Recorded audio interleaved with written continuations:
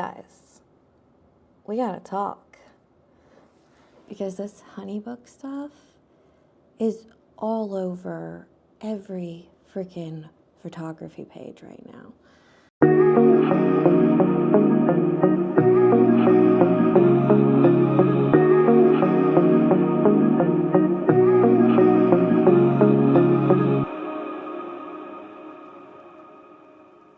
Okay, let's just dive in because there's a lot to digest on this subject, and I'm trying to do it as quickly as possible.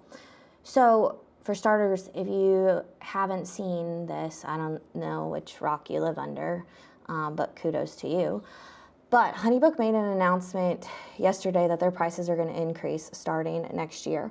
And the increase is pretty significant. So depending on the package or the account that you already have, the plan that you have, effective in March of this coming year, you're going to see somewhere between a 30 and a 40% increase. Legacy plans, this was an interesting one. If you were in the legacy plans, your email was sent to make it seem like it's safe, you're fine, don't worry. But there was a catch to that email, and there's a longtime HoneyBook user of 7+ years who caught it and shared it, which was that essentially starting in March that everything you have set up is now capped.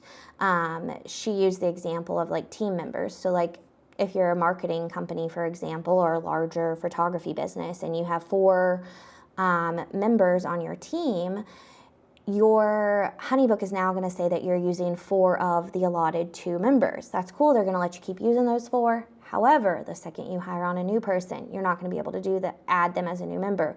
Or the second that somebody leaves, right? And so let's say you went from 4 down to 3, you don't get to add back the new hire and go back up to 4 of 2.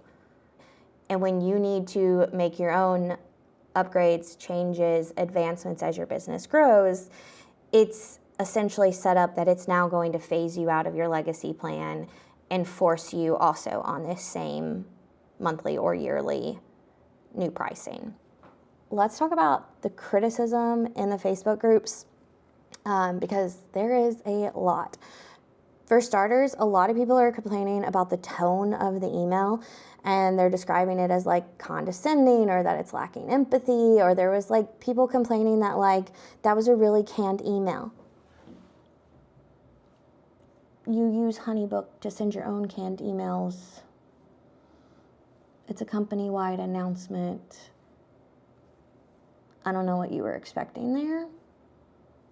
The next one that we're seeing a lot of complaints about is missing features. And this one, ooh, I could go on side rants about this. There are people that are talking about having tools that have been requested for years that never come up.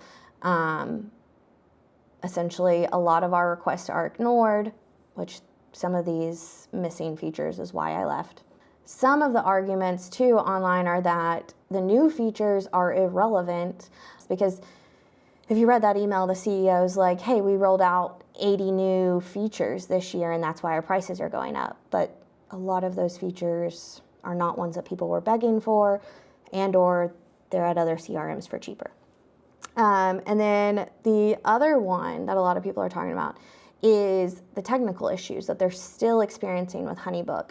So HoneyBook frequently landing in client spam folders, causing missed opportunities, missed bookings, and the client-facing side of HoneyBook remains really clunky and kind of confusing and can be frustrating for the customers.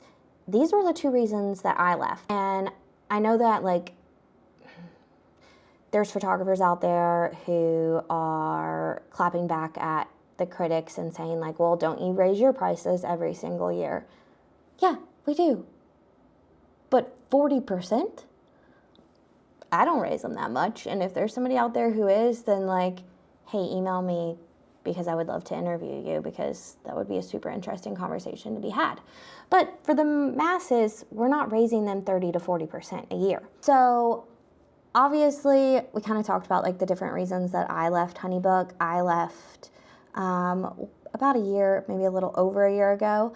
And it's daunting when you choose to leave your CRM, especially if you've been with them for any amount of extended time. You have essentially built your workflows inside of their CRM, which is like, one, learn right now, don't do that. Build your workflow outside, build it in documents. So let's talk about 5 things that you probably need to consider and prepare before jumping ship. So one is, do you really need a CRM? If you only shoot weddings, you are only managing like 10 a year, you don't potentially need a CRM. You need a super solid workflow, and a Google Workspace might suffice.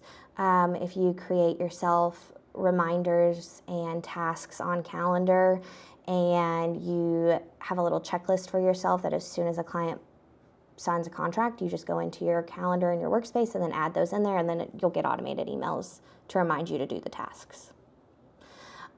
Second one is the prep work for transition. It's a lot. So start collecting all of the contracts and documents now, track your remaining invoices, and you're also going to need to notify clients of upcoming changes in your system. And then third thing is you have to document that workflow because that's going to make life a lot easier if you have one Word or Google Doc to work off of for each workflow when you're moving it.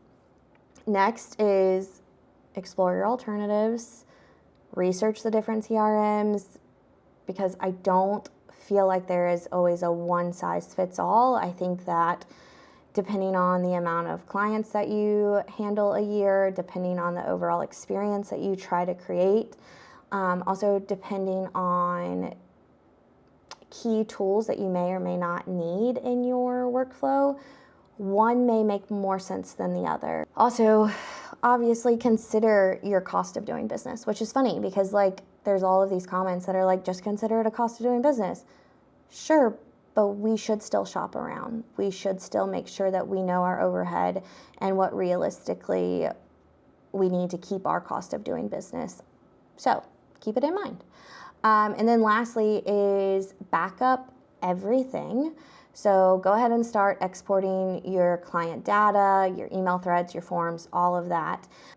Exporting client data and some of these other ones, personally, when I did this, I created myself a Google form, pulled a Google form up on my iPad in my lap, and then would pull up HoneyBook on my laptop, and I would sit there and be like, okay, client, Monica Geller, email, wedding date. I created myself a form that then I sat and I filled out so that then I had it in a spreadsheet to make sure that everyone was correctly moved over. Again, just like weird little logistic things, but don't worry, I'll help you guys with that. Let's sum this up.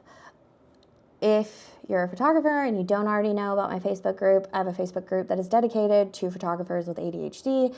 And in that, we talk a lot about the business basics, the back ends of stuff, the executive stuff that in general, if you're a creative person and you're a person with ADHD, you probably aren't the best at thinking those things through logistically or haven't found systems that work for you. Literally, as soon as I stop recording this video, I'm gonna go create a digital moving box, so to say, if you are moving away from HoneyBook and all the different things that you'll need in there. I'm gonna put some videos in there, some other checklists, a few just different simple things that is gonna make your guys' transition moving away from HoneyBook easier. But, you know, to wrap it all up, hopefully this video was helpful. But I would love to know your guys' feedback. Are you guys gonna stay with HoneyBook? Are you exploring different options? Where are you thinking you're gonna jump to?